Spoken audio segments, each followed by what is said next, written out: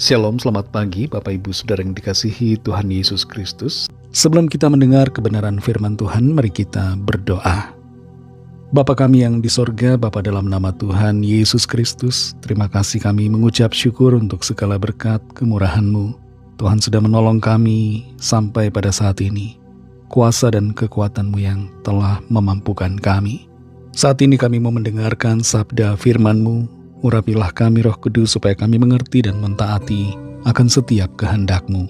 Dalam nama Tuhan Yesus kami berdoa. Haleluya. Amin. Dalam Kisah Para Rasul 12 ayat yang kelima tertulis, demikianlah Petrus ditahan di dalam penjara, tetapi jemaat dengan tekun mendoakannya kepada Allah. Saudara yang dikasihi Tuhan, seorang pendeta bernama Jim Cymbala mengajak jemaatnya yang hanya sekitar 20 orang untuk bersama-sama mengadakan doa di hari Selasa malam.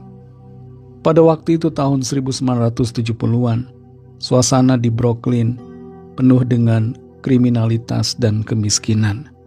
Tapi gembala dari gereja Brooklyn Tabernacle di New York ini mengajak jemaatnya untuk berdoa bersama bagi lingkungan dan komunitas di mana mereka berada. Ketekunan mereka dalam berdoa membawa pemulihan. Ada banyak ribuan orang yang datang kepada Tuhan melalui kesaksian hidup yang diubahkan oleh doa-doa mereka.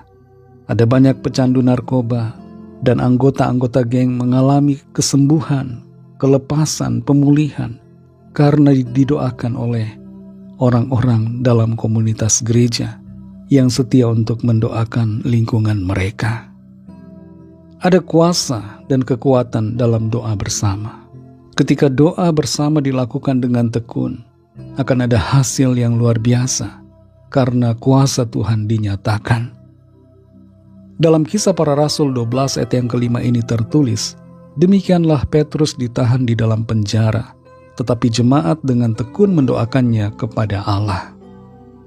Pada waktu itu Petrus dipenjara dan akan dieksekusi keesokan harinya. Tapi malam itu jemaat dengan tekun, dengan sehati mendoakan Petrus. Apa yang terjadi, saudara? Petrus dilepaskan oleh Tuhan dengan kuasanya yang ajaib. Seorang malaikat Tuhan datang, masuk ke dalam sel penjara Petrus, dan rantai-rantai yang membelenggu tangan dan kaki Petrus terlepas begitu saja.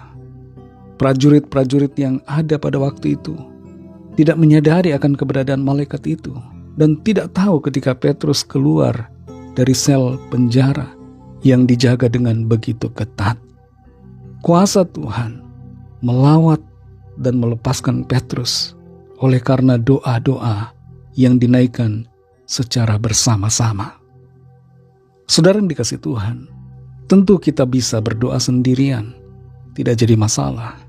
Tapi berdoa bersama juga merupakan pilihan yang tersedia bagi kita. Berdoa sendirian itu alkitabiah, sesuai firman Tuhan. Tapi berdoa bersama-sama juga alkitabiah, sesuai dengan firman Tuhan. Dalam doa bersama ada kesepakatan, kesatuan hati, dan dalam kesatuan hati itu ada kuasa Tuhan yang dinyatakan.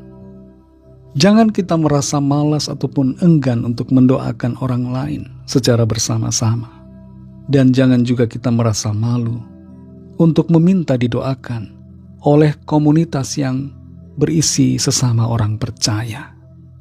Mari saudara yang dikasihi Tuhan, saling mendoakan, dan kalau memungkinkan doa bersama-sama, meminta lawatan dan kuasa Tuhan terjadi dan dimanifestasikan dalam kehidupan kita bersama. Mari kita berdoa.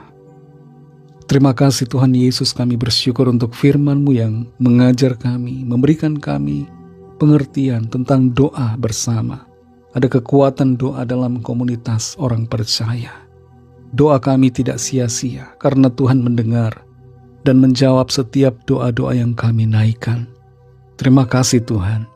Pimpin kami selalu supaya kami hidup dalam doa dan senantiasa bersepakat dalam doa bersama bagi hormat kemuliaan nama Tuhan. Dalam nama Tuhan Yesus Kristus kami berdoa dan mengucap syukur. Haleluya. Amin.